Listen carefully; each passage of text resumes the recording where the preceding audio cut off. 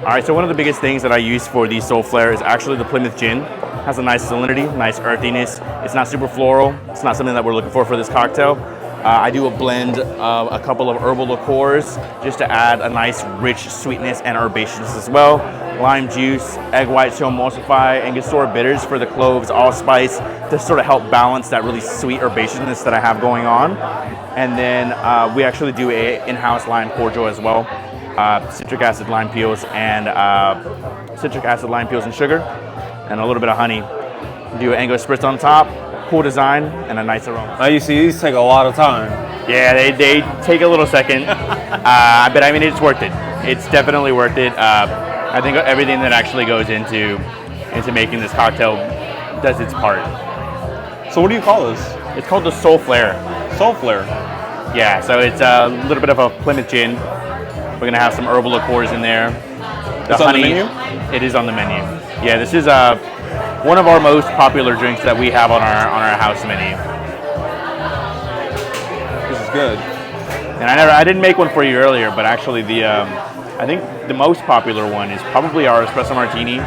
Okay. And following that is our Mexican candy shot for sure. Our Mexican candy shot is like unlike any other one in the city. They're absolutely insane. So what inspired this? What inspired this? Actually, Ted had Ted, our owner, actually had a really big idea of what kind of menu he was looking for, and he had an outline of certain cocktails, and this is one of those ones where it's like we didn't know what it was going to be until we actually executed it. Yeah. We were going back and forth. Do we use chartreuse? Do we use Strega? Do we use both? How do we sort of want to play this, and how do we want to balance it? I think a lot of how it actually came together was me, Ted, and another one of our bartenders. We all sat down and we all just worked on it together. There was probably like 9-10 different iterations of this cocktail before it actually landed on what it is now. Yeah.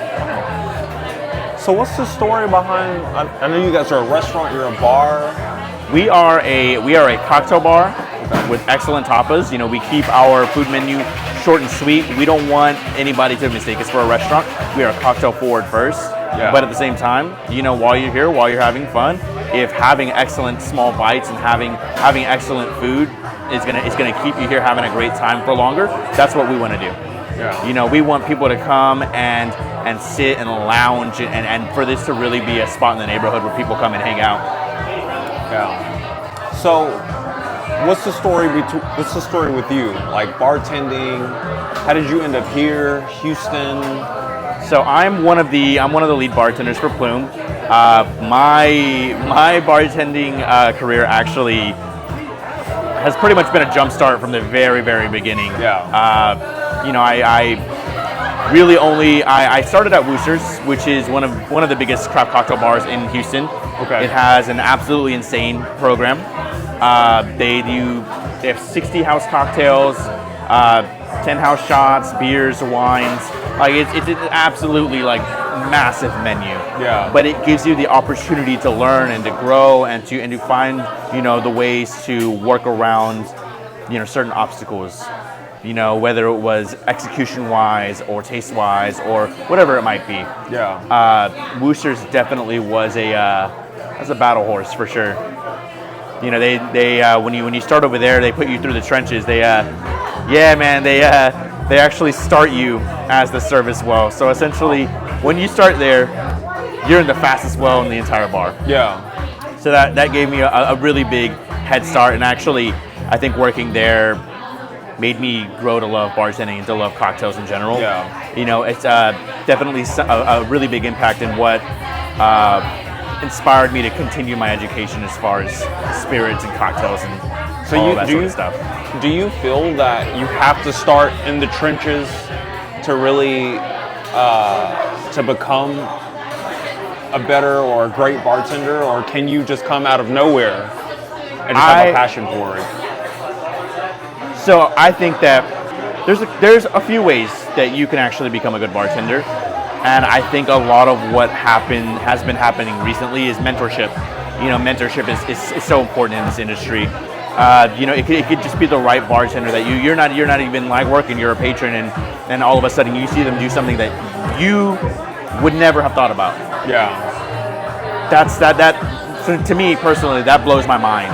For me to be able to learn something from somebody else, and for to see the way that they execute things in their manner, like mentorship's a really big thing. I don't think it comes down to having to start in the trenches. I actually think that it comes down for the passion and for the you need to be hungry. You really, really do.